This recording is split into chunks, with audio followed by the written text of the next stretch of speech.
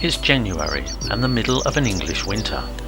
Very little, if anything, stirs in or around our suburban garden pond. By the middle of February, however, when the temperature has risen slightly above zero, frogs begin to emerge from their winter hibernation and start the sometimes tortuous journey to get to water and spawn. These two have already coupled together and started this laborious and sometimes hazardous trek towards their goal.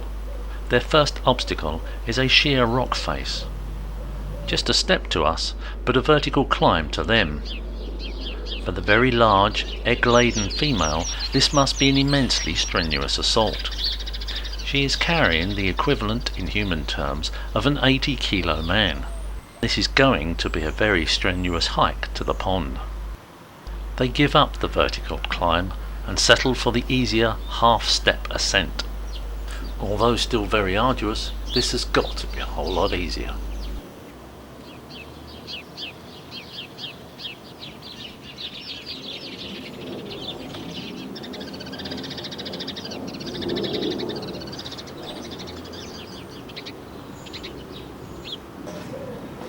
Just one more step to leap, followed by a hop and a jump,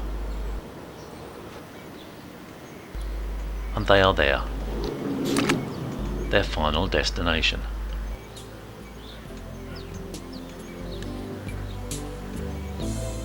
By now spring had really blossomed, and colour had returned to our small patch of the home counties.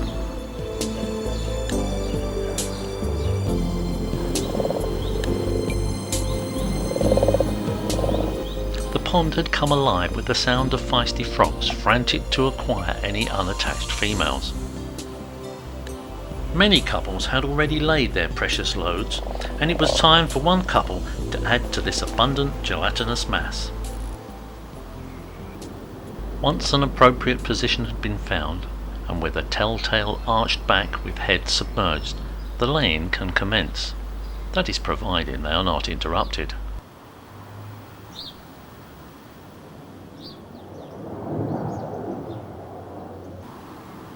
After fertilization has been achieved, decoupling is made within a minute.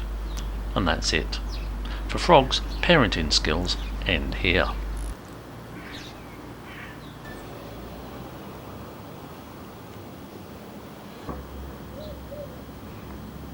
Our couple seem to be a little more affectionate. First he strokes her legs and abdomen several times with his legs.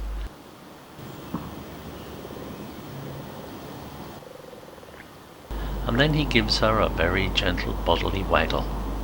This seems to stimulate the egg-laying process. As she lays, the female uses her webbed feet to cup the eggs together, allowing the milky sperm to flow all around them, maximizing the fertilization process.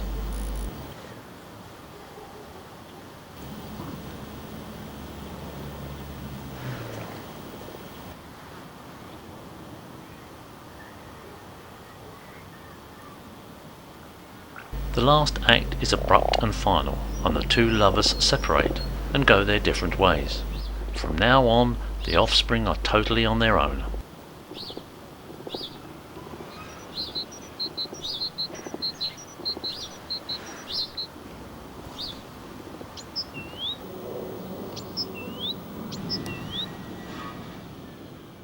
Around the pond, the remaining couples jostle for an appropriate position to release their own future generation, often harassed by the remaining unattached males.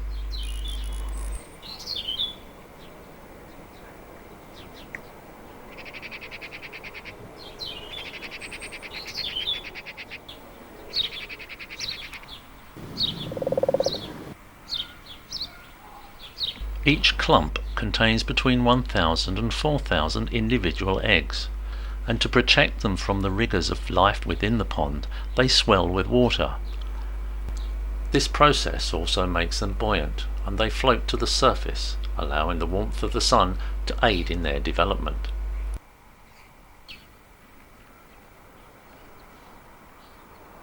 About 4 weeks later, the tiny tadpoles emerge from the eggs and for the next few days feed upon the now discarded egg cases.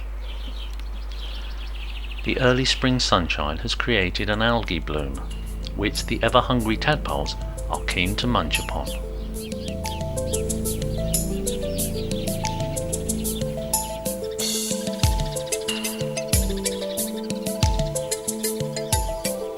The feathery growths from either side of the head are gills, allowing the tadpoles to breathe underwater. As they grow, and at about 9 weeks, these external gills have disappeared and lungs have developed. It is at this stage in their lives that they now have to swim to the surface to breathe.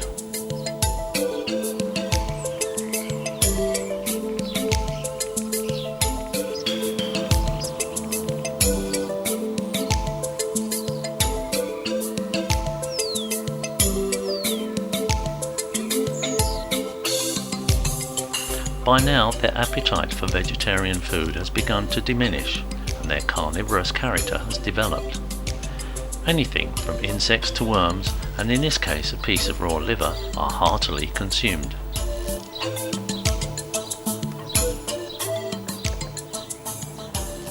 It's early summer, and our tenacious tadpoles have grown to almost their full size. But with the imminent transformation that's about to happen, nothing has diminished their appetite.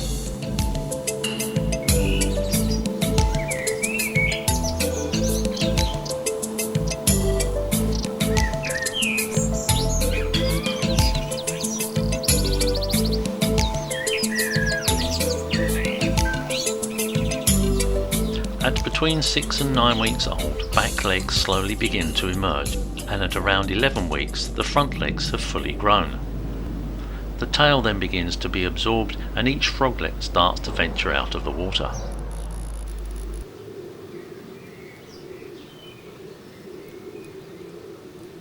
The complete transformation from egg to froglet is called a metamorphosis and takes between 12 and 14 weeks.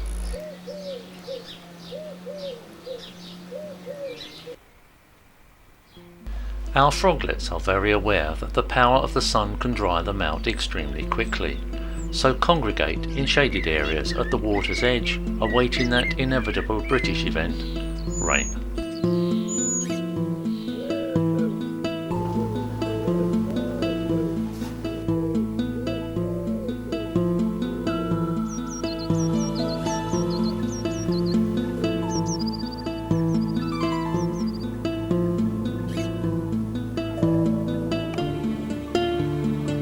Eventually, patience pays off with an early summer shower to dampen the surrounding landscape, and the mass exodus from their birthplace can begin.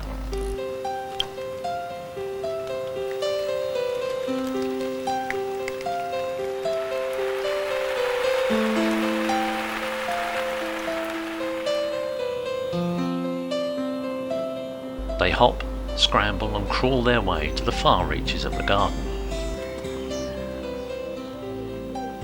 Some ending up where Mum and Dad started their great seasonal journey.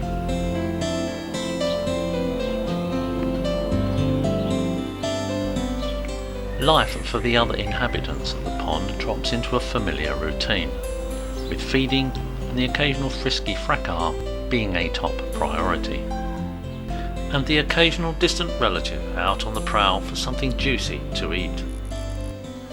For now, life in and around the water returns to normal, until the cycle begins once again next spring.